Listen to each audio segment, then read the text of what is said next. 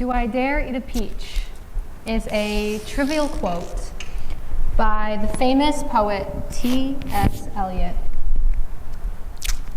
And in the same poem, he asks, "Do I dare disturb the universe?" Which seems much more significant than eating a peach. Yet they carry the same weight. You see, in public speaking, we tend to think our confidence is the most significant factor. And although it's significant, our feet carry the same weight. For context, I am part of a volunteer organization youth program similar to that of ROTC, CAP, Civil Air Patrol. I've been in it since I started high school. And we focus on character development, leadership, aerospace education, and emergency services. Now, one of our biannual activities in this program is called FLA, or Florida Leadership Academy. And this is where students get together for a weekend and they learn soft skills, how to be a leader, how to be part of a team, teamwork, all that fun, great stuff that we need to move forward in the future. I happen to be an instructor, which basically means I get to pretend I'm smarter than the other teenagers there. I'm joking. I have experience and I have a love for the game. Now, one of the activities we did was public speaking, specifically impromptu speeches. We would give students a random prompt, a few minutes to figure it out, and then we put them on stage and told them to go for it. You know, welcome to the rest of your life. Now, most of our speakers were unconfident, and some were also not confident. Yet, as I watched these kind of unnecessarily serious kids at this unnecessarily serious summer camp, I noticed something weird. All of these students, these cadets, were nervous, stuttering, and quite literally shaking in their boots. Yet, while speaking, some of them could own the stage. They could keep their audience's attention. And because I was the person giving feedback to these students, I was trying to figure out why. What I realized was it's this. See why I did this? This box on stage. You see, this is where most people live. This is where most of us will always be when we stand in front of a group of people. Here you seem contained, small. You are a temporary resident in the audience's mind.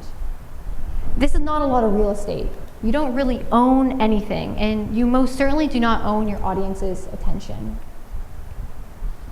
And even if you sound confident, you look small. You look contained. It doesn't matter how perfect your posture is or how confident you are, it's still going to end up the same. Now, there is a step up, quite literally, the box step, or the box dance, I like to call it. Do you ever see people doing this on stage? They kind of like rock back and forth like a psychopath given a microphone. Most of us want to do this, right? If you're somewhat comfortable on stage, you'll want to do this. Don't. I promise you there's something more. I propose to you speaking outside the box. Because the moment you take a step forward, you are breaking a boundary. You are breaking a boundary within and without. Your audience can see it and you can feel it. You're saying, I own this space. I'm comfortable here. I own this space because I have something important to say. I'm going to say it. And you're here because you have something important to listen to. This comfort to move reads as comfort in what you believe in. Because regardless of how nervous you sound, you're still being read as confident just by owning the space, that comfort. And now I understand the perspective of, but I'm comfortable standing inside the box. I'm comfortable telling you that you look like you're at your first spelling bee and you're dyslexic. So pick up your feet, walk, and talk. Own the space. Own your area because it becomes a tool.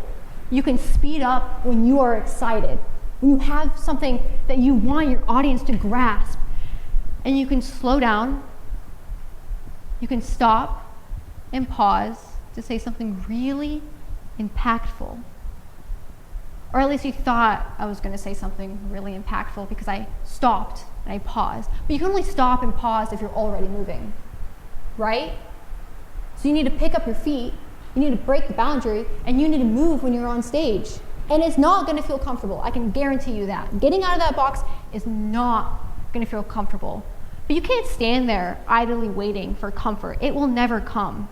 You can't stand there idly waiting because if you don't own this space, I can guarantee you someone else will. So pick up your feet, walk, and talk. Now, I was originally going to keep this to about being on stage, but Mr. Schachter said that was a bad idea, so now he's getting name dropped. You see, this can actually apply to a variety of different places. It can be a presentation, a conversation, a meeting, or quite literally a room with a bunch of people standing in front of you while you're on stage. It can be any of those things. It can apply to more. When I was in this room, beginning of senior year, Mr. Schachter was on stage talking about the Kabam program, the business program. And I was a senior who was really late to the game. I was not a business student before this, right? So I was in here listening to him talk about all these amazing opportunities that the business program had to offer. Granted, this was geared towards all of the freshmen who still had their sanity will and their parents' allowance. So this was definitely not geared to me, but I was still like, damn, I really want to get in on this. So when everyone was kind of dispersing from the room, I decided to walk up to him, shake his hand, introduce myself, and say, I want in on these opportunities. I know I'm kind of, again, late to the game, but I still want to be part of this. And that set me up for being on this stage tonight. It also set me up for emails, late nights, like planning, and again, being on stage and told to go for it, which to me, my book is success. Yet this success didn't come from me keeping my voice steady. This success didn't come from good posture or not stuttering, and it didn't really come from confidence because when I was talking to him, I wasn't confident. It was the fact that I actually stood up and I walked towards him. It was those physical steps. We tend to be so focused on how we sound or what we think or really what we know, but we fail and we forget to remember that we actually need to move to make things happen. Again, you can't stand there idly waiting for comfort. So you need to pick up your feet and you need to walk and talk. Because regardless on your opinion on eating a peach or disturbing the universe, I can almost guarantee you that by breaking the boundary, by moving, by removing yourself from that box or that box step, you'll find that you'll end up a lot farther than where you started. Thank you.